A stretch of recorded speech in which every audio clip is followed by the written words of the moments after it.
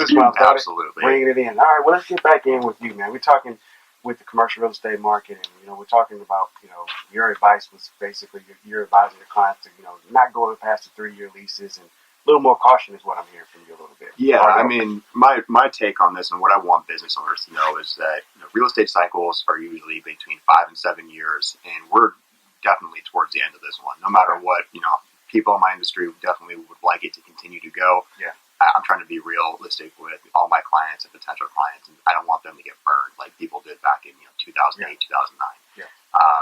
Prices for real estate are above the pre-recession peaks for a lot of the office markets here. So if you're occupying office space, chances are you're looking at either a lease renewal or a new lease at much higher rate than the one you signed before. Yeah.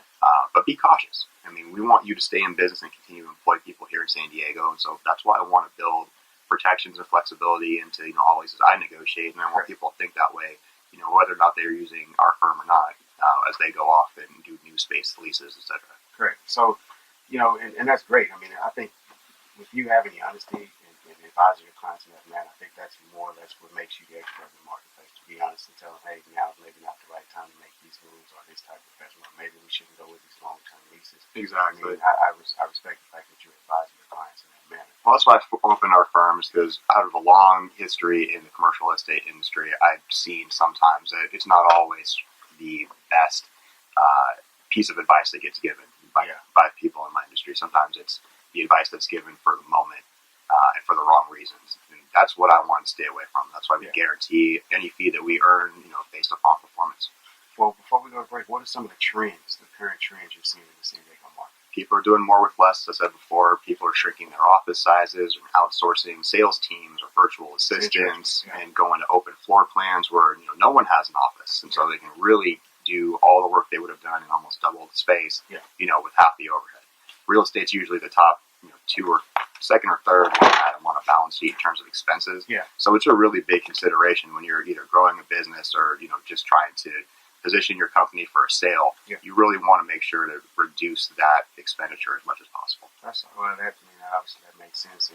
And with that moving along, before we go and just close out here, what do you see as far as you're looking ahead as far as I'll tell you about the other question. What should companies consider when relocating to San Diego? Yeah, I'm San Diego, so we live where people vacation. Everybody that lives here understands that. People save their money all year to come out here for 1 week. We have the highest quality of living on the West Coast as far as I'm concerned. We also have one of the least amounts of overhead in our state comparatively. We're kind of our cheap date. Well, most people wouldn't expect that being California.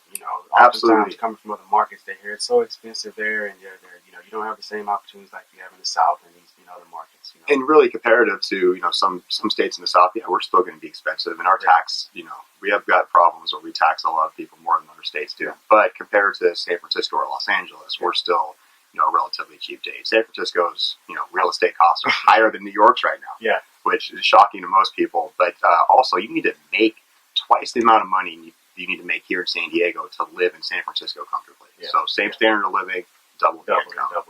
Okay. Well, we're going to go to break, and we're going to have a few more questions and really check your knowledge and expertise. I'm ready. In this industry. So we'll be right back after we play a few bills.